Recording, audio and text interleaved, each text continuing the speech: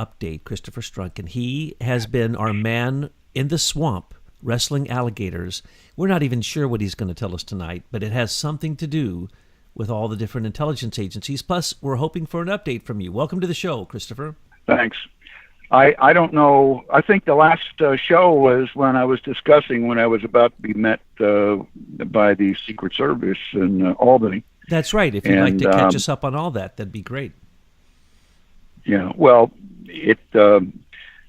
after I met with these people, which was, a limp, it was like shaking hands with a dish rag. A guy in bulletproof vest not wanting to see They replaced the fellow who called me with a 19-year veteran of the Secret Service, and they said, well, that guy was just with us for 7 months, and we deployed him overseas on the day before, right? So I had printed everything up and bound it, and he wanted to see it, and I was going to give it to him. And obviously, if he was only 7 months, that meant he was Trump's guy, not the prior agency employees. But anyway, all he really wanted to know is, number one, was I a veteran or was I an attorney? And I said, better dead than being an attorney. And he sort of blanched at that. But he wanted to know if I was a veteran. I said, yeah, and until the day I die. And that and then he said that I own a gun. All right. I'd never heard this before. And of course, the answer to that is no, I don't need a gun. As long as I've got my quick wit and a sense of humor, I don't need a gun. And I'm a big guy, so you take more than one bullet to take me down. But the point is that he was not interested. First of all, I asked him, are you familiar with the Senior Executive Service? He says, yes, I am, and I don't want to discuss it. And I said, well, okay, then basically we've got very little to discuss. Why am I here? And he said, well, I wanted to find out if you were a threat to Kirstjen Nielsen. I said, well, why heavens would I be a threat to Kirstjen Nielsen? I'm just following through on the executive order that came out on the 12th saying anybody coming up with evidence of fraud should provide it accordingly in a timely manner. And I did. And I did it in an organized manner. And I thought that Michael did a splendid job of pulling it all together along with you folks. And I couldn't have said it any better in terms of laying out a court admissible evidence. So he said, well, and I had all of my prior cases, the ones at the U.S. Court of Appeals for the Armed Forces, and, the bound volumes, and his eyes bugged out, seeing that I had actually been there. And he says, I don't want to see any of that. And I said, well, then I don't think we have a reason to meet. You wasted my time. And that I said, basically, whatever I can do to help, let me know. And I handed him both my business card and my other card, which is got my home address on it. So, and he, I extended my hand and I left. But basically, he was like, you'd think the guy, he looked muscular, but he shook like he was. It was limp. It was a limp shake. I'm not used to that very often. So anyway, but that was a heads up for me. And I talked to Bill Van Allen, who was a veteran, an officer, veteran, disabled. And that I said, hey, Bill, how do these people ask you about guns and veteran military affairs? Yeah, he says, I didn't go to the Veterans Hospital, and the first thing they want to know is, do I have a gun? Right, so this is a really big deal. I've never run into this before, and that, but they think that I was a threat to Kirstjen Nielsen, and that was an eye opener, Douglas. And that, as you know, I delivered a copy of the brief that went to the Court of the Armed Forces. To Department of Homeland Security, where the General Counsel was, who is a member, Nick, who is a member of the Senior Executive Service. And then I went over to the court, and basically I think that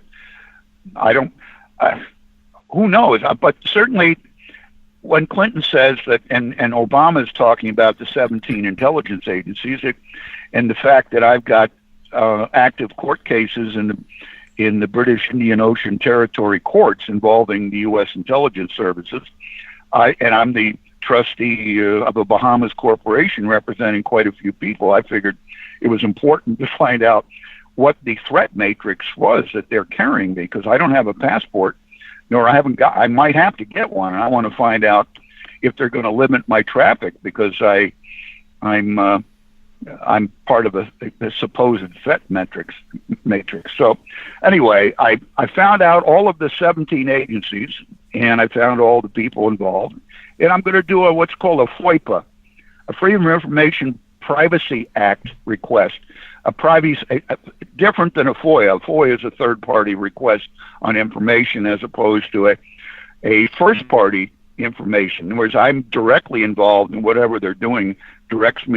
Involves me directly. This is 5 USC 552A, and it's actually the most useful one, because they have to do something. Because if in fact they're violating my Fourth or Fifth Amendment rights, and certainly they're violating my First Amendment rights, and they're going to try to limit my ability to travel or to own a weapon if in fact I want to go. He asked me about hunting season, and I was a hunter before I went into the war, and in '66, and I said, well, I haven't been hunting since I went into the military, because it killed my appetite, right? So anyway, I said to him, I said, but certainly we're into small game season and bow season. I could see deer dying all over the road and being stirred up. So he got into this whole issue of hunting and everything else, and I said, I'm not interested in it. And certainly, I hope you guys are going after Sydney in Delaware County, where there's Muslim training camps. We can hear automatic weapons, and it seems like the FBI is protecting him. And his eyes bugged out, like we've given information he might have to do something about. Department of Homeland Security. We call it, Eric Phelps and I call it the Department of Homeland Security. So it's anyhow. So it was a big negative. It took half of my day, and I hope Tom Donahue, the 7-month recruit, is not sent off to the equivalent of Timbuktu. But I'm going to find out what happened to him. But I am doing a request of any information having to do with my name or those associated with me, and I want to see all the matrix. I want to see how everything is knit together, because it does affect I've got cases involving cryptocurrency and the involvement outside the banking system in a .io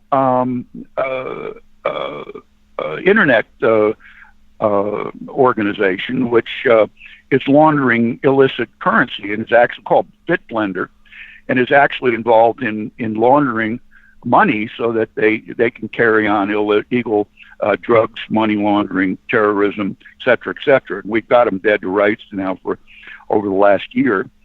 And that we're filing other cases. There are people using all sorts of surreptitious money laundering schemes. So I want to find out what my meeting and what my involvement with this writ does to me, has done to me with the CIA and others, because I know the CIA has got a dark side. So I've been working on that all day, and a series of 17 FOIPAs, and with 17 notaries, et cetera, and I'm going to be at the same time back copying Pence to see if I can wake him up. You called Sessions Rip Van Winkle. Well, I think Pence is Rip Van Winkle. He's a very quiet character. Joe Biden. Betsy would agree with you. That's a fact. She was very, very adamant about this earlier, that she is really tired of Pence doing nothing, a big zero.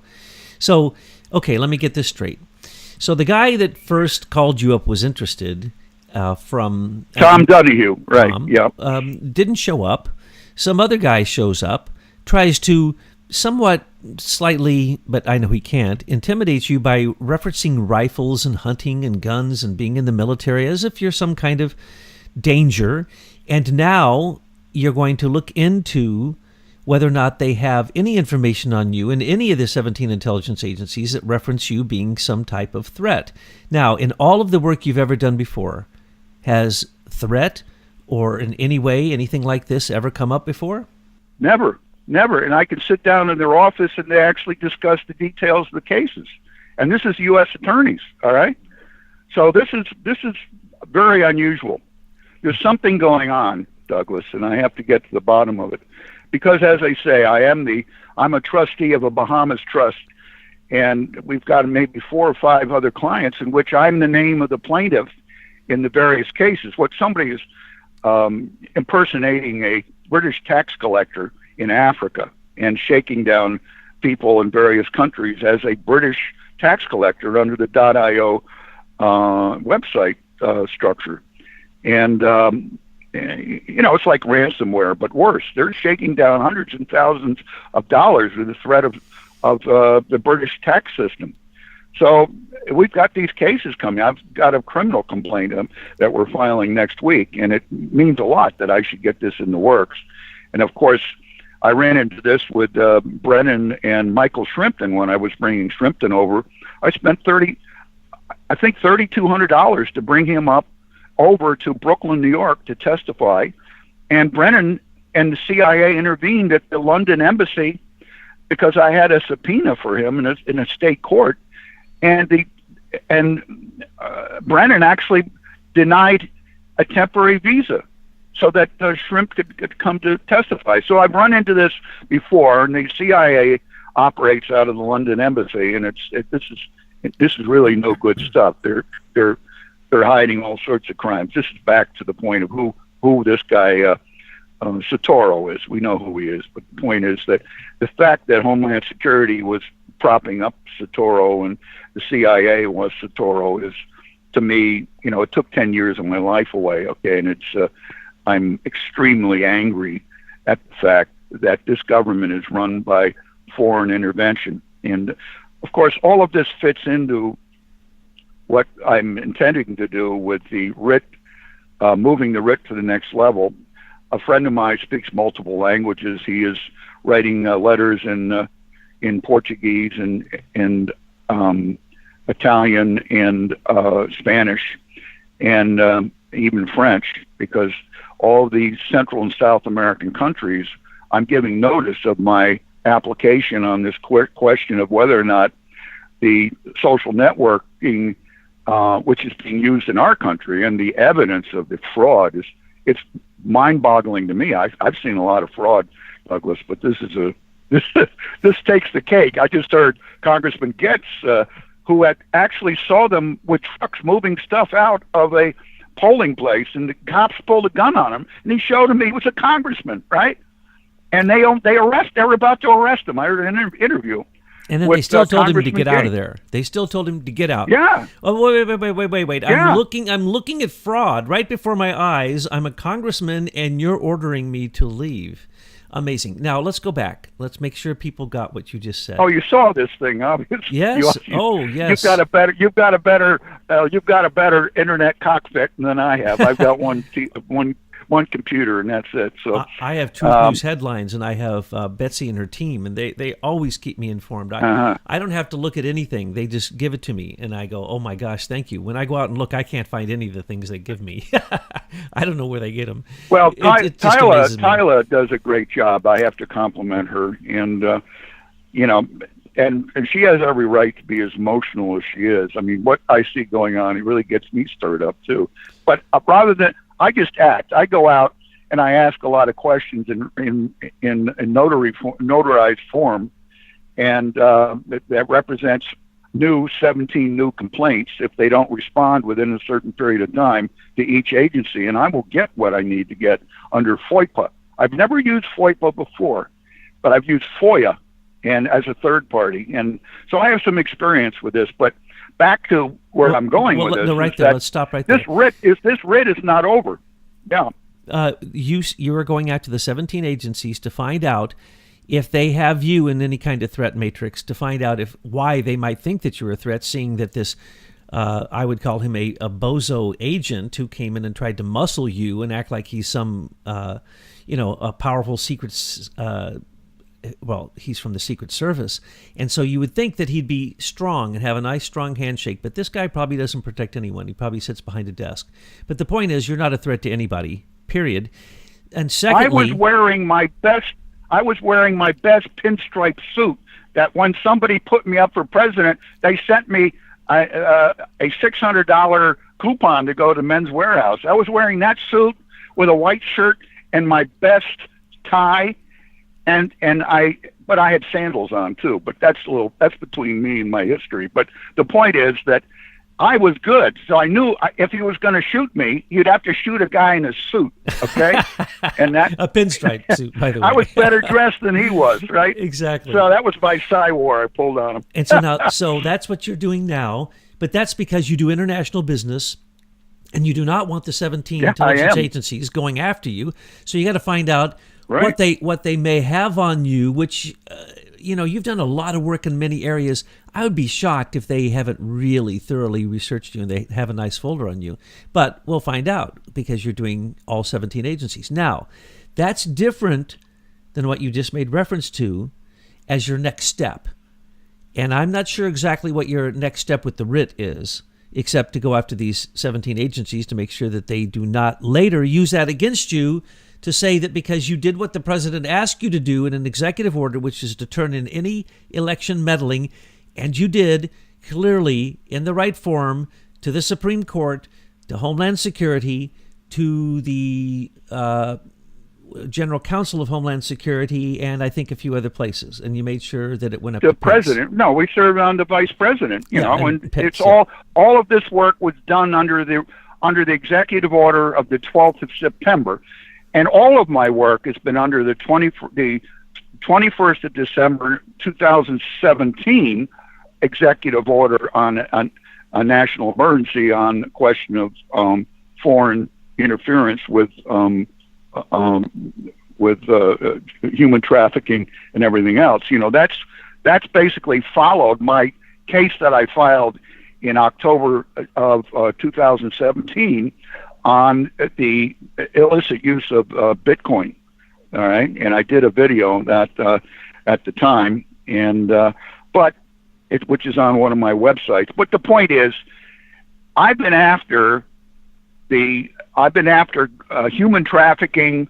I've never on an international level been after the electronic interference in elections. Now that's a tantalizing thing, and boy, Michael and you have really given me an education on how that's done with the man in the middle capability. And that all of the countries in South America and Central America that we have been looting for the last 200 years would certainly like to join me in Washington to create a new coalition which would support Trump in his efforts to protect us against European interference in our Western Hemisphere affairs. So is that your next step? So I want to with the American Organization of States, right? You're going to go to the OAS, right? The OAS, right? The American Organization of States, and you're going to go to a certain human rights court, and you're going to say to them that basically you don't want interference in the Western Hemisphere, but also particularly through election meddling. Electronic interference, yeah. Voting is the only thing really that we have, and I've said it many times in front of federal and state judges, and that's where I actually get worked up, Tyler. That's where I get emotional. That's really the only thing we have as citizens is our vote. Anything else is not even to be discussed openly. Okay, but the point is that the court, the Inter-American Commission for Human Rights, was set up in conjunction with the International Covenant for Civil and Political Rights that was put in place in 1965, and it was adopted by everybody except for the United States by 1992, and that we refuse to give all of our citizens the same rights and specifically the important part, because we still remain under an 85-year banking emergency, which makes our existence under a military martial process, and that what the Soviets did when they converted over to the Federal Republic is to adopt the International Covenant for Civil and Political Rights, which essentially differentiates it makes a difference between a human being and a corporation, and it gives the human being standing in a way which is totally different than a person entity, and that's what's in the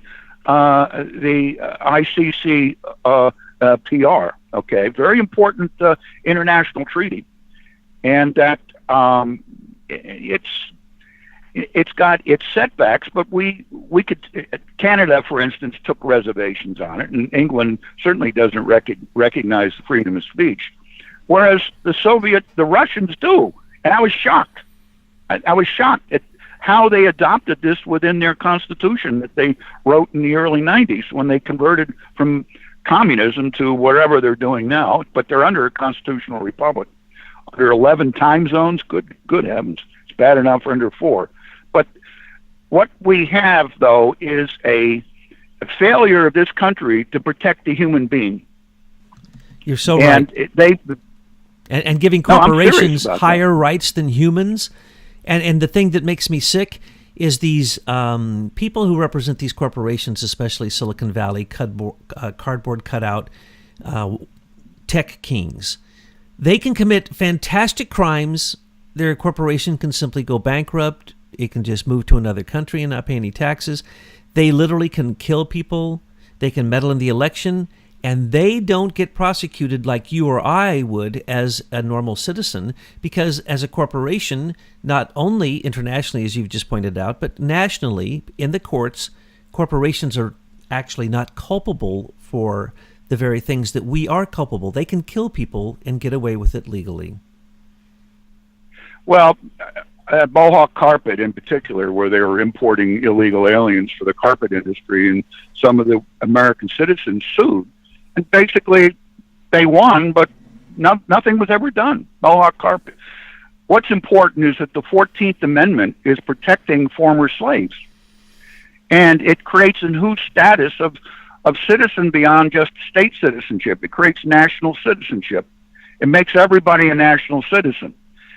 But unfortunately, from the time of 1868 onward, there were only like 40 cases regarding former slaves. But there are well over 400 regarding corporations under the 14th Amendment, under Title 42, all right, the civil rights structure. So Eric Phelps and I get into the detail of this Santa Clara versus this other Pacific Railroad case where the corporation, by the clerk, not by the Supreme Court, but the clerk in the blurb at the head of the case essentially summarizes the case by saying that a corporation is a person, right, for the purposes of civil rights, and that was the beginning of the whole problem in the late 1800s, and that but there are close to 400 cases for corporations and maybe 30 at the most for actual former slaves, right?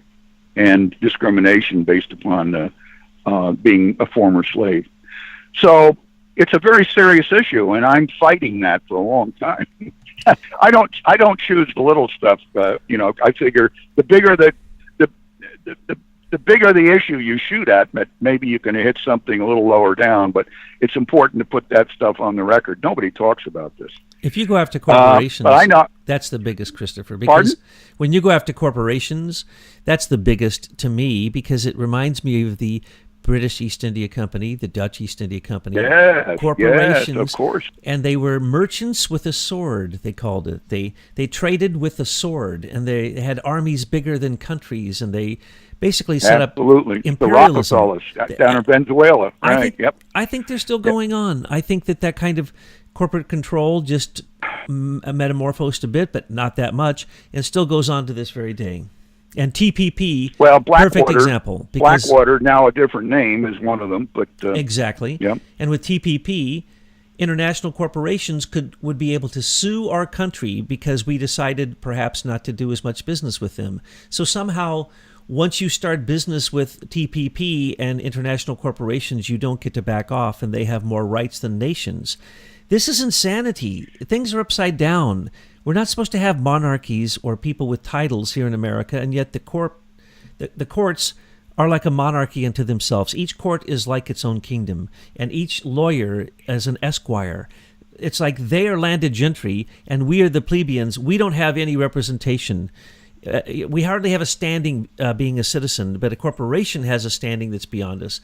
I can't get that. It makes me very upset and makes me think that courts are so corrupt. I have such respect for people like you who can work through the court system, because I know that's the way where things really move on a big scale is in the courts. And not any longer.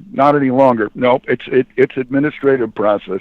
Well, that's what Michael points out. Administrative Procedures Act. Yep, that's what he points out. It's no longer even the courts, it's these administrative courts. And it's the clerks, it's the people who just say, no, sorry, you don't get to get your case before the court. Sorry. Why? Because I'm a clerk. And I don't like the fact that you didn't double space it. And therefore, I'm going to throw it out. I mean, like you that happens too. Well, all the time. You got up to third level of the Supreme Court clerks, but you didn't get through all 6 levels. So procedural. I still haven't gotten that package back yet. I'm waiting for that package still, and I haven't gotten it back from Friday. I forgot the date at this point. There's a lot of things that have happened. It was Friday. I'm losing. I've been looking at the 17 intelligence agencies, and I've discovered new ones. I never thought there were so many. Geospatial. It's just. I'm looking at all of their budgets, and it's quite amazing. This is what I'm doing, and I'd like to keep everybody up to date on it, because I think it's got some importance to it. And I don't think there's anybody else that they've heard of that's actually doing something about it. I am doing something about it. I like your new approach, because the crooked OpTech software that rules basically the whole world's elections are ruled by Lord Malik Brown with the help of Jimmy Carter and the CIA in Venezuela, started the software OpTech, and that controls all the different voting machines we have in America and throughout the whole world. OpTech is used everywhere. And so when you're looking at the American Organization of States and you're actually asking the question, would you like to have a legal election? Well, that also includes America now, because you see it on the news. Here you are fighting it with your writ of mandamus. You take it as far as you can. They turn around and try to intimidate you, a guy who's been doing this for years. But somehow when you bring to their attention something about elections, it really makes them mad, right? So why is that? Well, I was surprised. I was. And they replaced a guy who was friendly and said he wanted to hear what I had to say. I know. Right? And they said, well, he was new. He was a what do you call, new friggin' guy, and we sent him off on an international trip. Unfortunately, yes. I have to find out if he's still alive. He got muscled probably by a Secret Service senior executive service member who came in, put on a bulletproof vest to make it look like he was a field agent, and with his soy boy handshake, let you know that the guy who was friendly to you, who wanted to pass this up the line properly, will never be seen from again, perhaps, because he befriended somebody who was trying to do the right thing. That's just disturbing. Well, he snapped at me, Douglas. He snapped at me as soon as I mentioned senior executive service. He says, I know, and I'm not going to discuss it. That's what he said. Yeah, because he's on the payroll. And I said, didn't you read anything I wrote? And he said, no. And I said, well, didn't General Counsel? He says, I don't work for General Counsel. I'm Secret Service. I work directly for Homeland Security and Kirstjen Nielsen. And she's considering you a problem. So something's wrong with Kirstjen Nielsen, guy. Kirstjen is supposed to be interested in anything to do with election rigging. That's her number one job right now. And guess what? She has 2 weeks to report on it. Exactly. Yeah. And after the election, there's going to be a report in 2 weeks. Well, Trump has already said the election is infected. It's wrong. And in my own words, it's basically a fraud. And he said go with the decisions that were made that night before the magical ballots started to show up, with the majority of them being for Democrats. And what are you going to do? Because it's a state's right.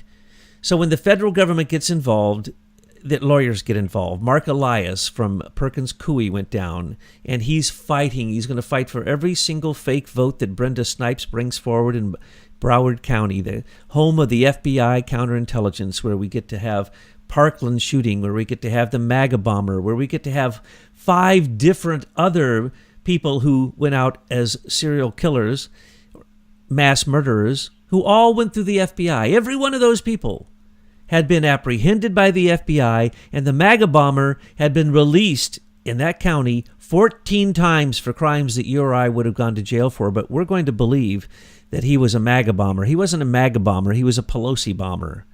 And what we got to see is through the smoke and mirrors, because they're just trying to play games with us. And I like it when someone like you goes to court and holds somebody's feet to the fire in their own system, because that's what's screwing up Robert Mueller right now, is the Russian company, the catering company, can't think of the name of it. It came over, and he never expected any Russian to ever show up. And this company shows up and says, your whole case is a joke. And his case is discovery. They wanted discovery. They wanted discovery. And in that discovery, he couldn't give it to them. And so what did he do? He made up millions. He took everything on the internet that was in Russian and gave it to them and said, you see, here's millions and millions of pieces of Russian information from the internet that shows that you're guilty. And they said, did you translate any of it? And they said, no, we don't have translations of any of it. Well, then how do you know it's from us, or how do you know it meddled in the election?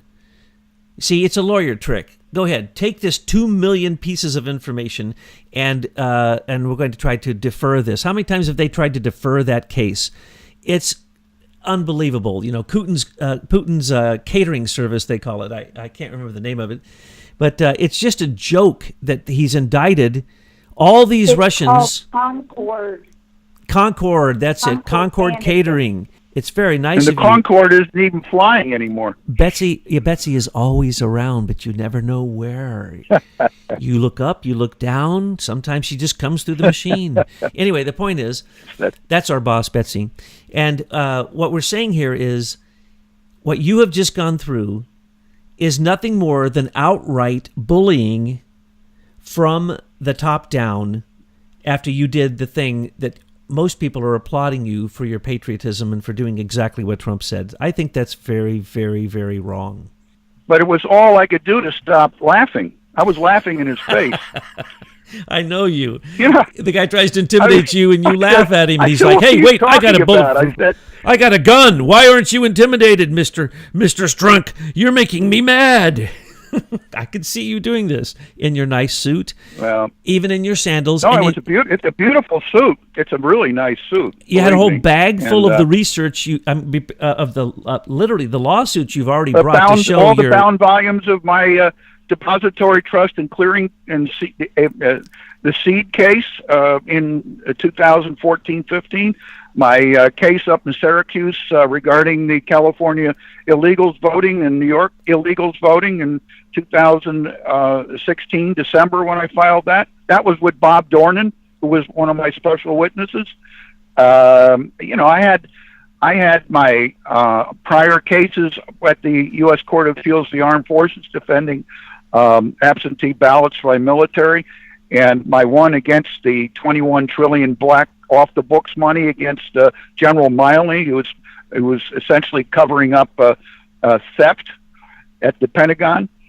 And the point is that somebody's got to say this stuff, and people have got to sort of throw it over the wall or slip it under the door or something like that, because it's got to go into the permanent record. Well, and once it's into the permanent record, it has a life of its own. Absolutely. And I want to see what the Matrix looks like. Well, okay. Everything you just said is music to the ears of our subscribers, because what you're doing is you're fighting the evil that we all know is there, and we always say, well, how come no one's fighting it? Well, you are fighting it. Now, let's go back to what you're doing right now. So when you go to the American Organization of States and you work through their human rights group, are you going to say this is against human rights for this type of election meddling to go on? Is that going to be your angle? I'm going to use the International Covenant for Civil and Political Rights, which has no standing in the United States, but it has standing in the OSS court, the Inter-American Court, because all of those countries have signed on to it. And I think the reason because they've signed on to it, and they actually give their people in the banana republics, a fruit basket, they're actually getting the ability to vote and have it counted, that it's going to prove, the United States has got egg all over its face. Okay, we're embarrassed. We're very embarrassed. And that the fact that it takes England and whomever else, to come in and run vote fraud through electronics, it's outrageous stuff. I think there would be, and the fact that my associate speaks 5 different languages, he's going to take my letter, write it in those languages, and we're going to send it to the equivalent of their Secretary of State, right? Or to their president or the president, and serve them and request that they pay attention. But I'm going to take the writ, and I'm going to go in and explain if the court systems were of any value, and they're not, they're serving corporate interests, that, what reason would Facebook own the Supreme Court?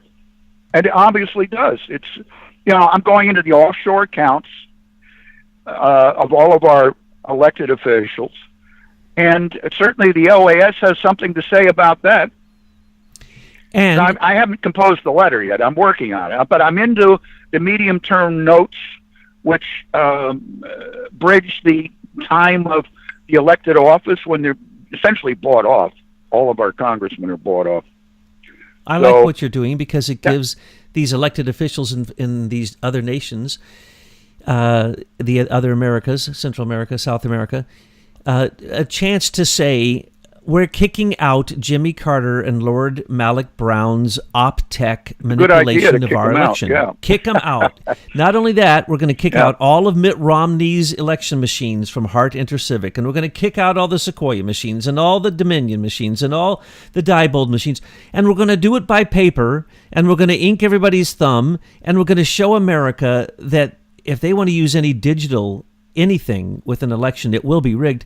And we're going to make sure that the representatives from the non-government organizations like Democracy Now! And the dozen other ones that George Soros pays money to, and the United Nations Election Commission, and the U.S. Election Commission that goes and sticks its nose in everybody else's election in every country in the world, and we do exit polls, which aren't even accurate, and then we determine whether that election is correct. Plus, we run it through OpTech, and we run it through our machines.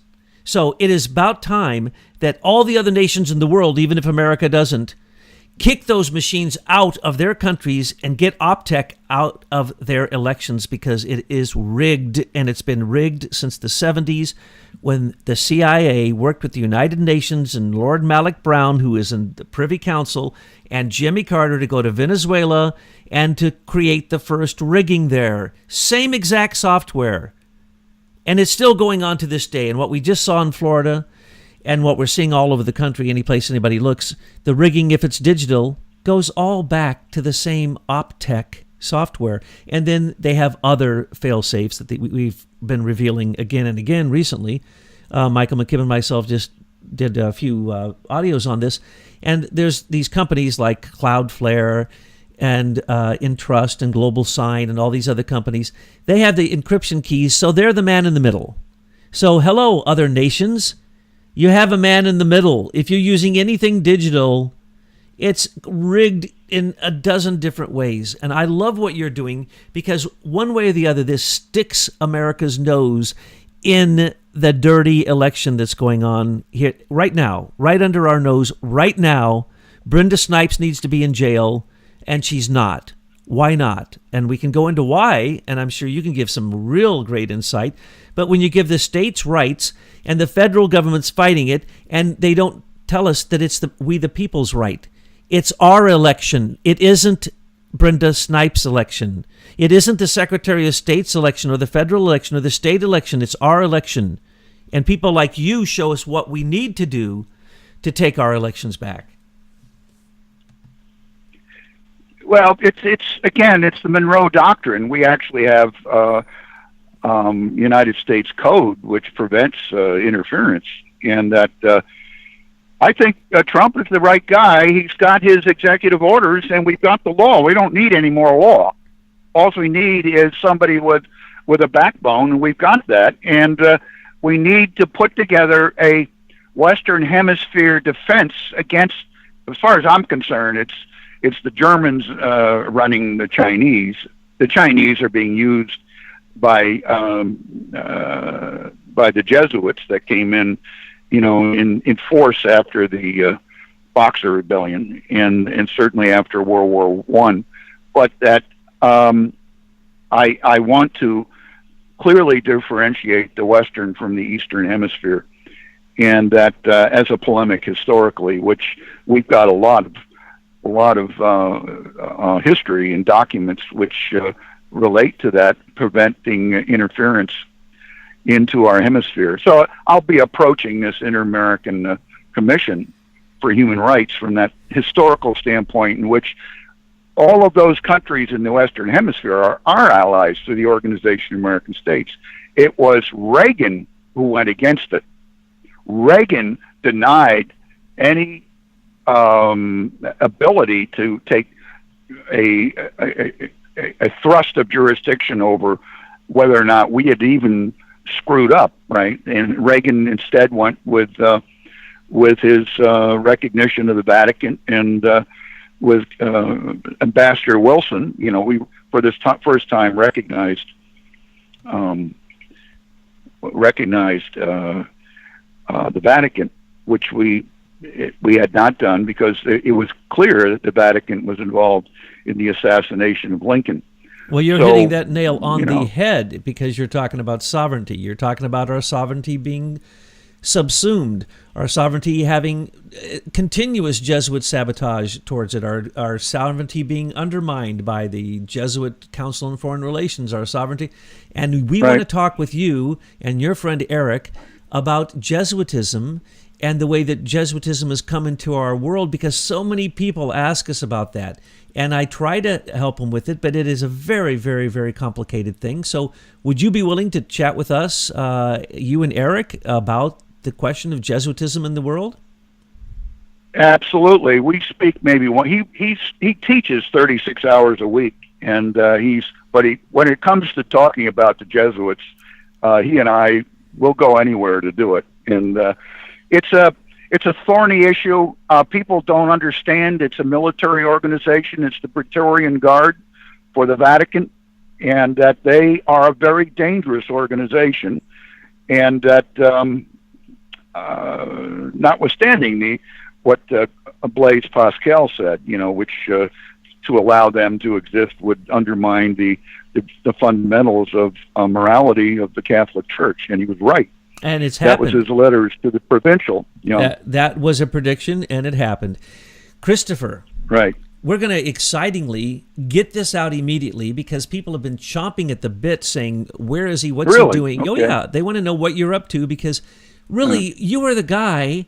You're like the Paul Revere, You're the guy who's leading the charge, and you're carrying the banner, and we're all going, hey, there's only like one of these guys.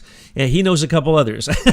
We need all of them, and we need you, and we need to support you in your charge with your writ of mandamus, taking it wherever you have to take it so that election rigging will stop. And so I just want to thank you for being the patriot that you are and not being intimidated. Well, look, Eric teaches. He has governmental students in his class all the time. Generals and FBI and CIA, and people come in just to find out why they're in such a mess. He's had a number of generals. He's had a number of generals in his class. Wow. And which is an eye-opener for me. Well, we have some generals in our subscribers, but we probably have some presidents too. And these presidents need to listen to you and realize that what you're telling them is what they simply need to understand, because you are giving them simple solutions. You're going back to the heart of the problem, the historical origins, the genesis, and then you're giving them the solutions. So we're going to sign off now, and we're going to set up a time with you and Eric soon. And again, from all of our subscribers, all of our listeners, all of our followers, and Betsy, her team, the Conclave, thank you so much. You are a great patriot. Yeah, happy Veterans Day. Thank you so much, you veteran. I'm a veteran too, and man, yeah, I know. That's what I said. We love our flag, don't we? Thank you, Chris. Well, I'd like to get the fringe off of it, but at least from the land side.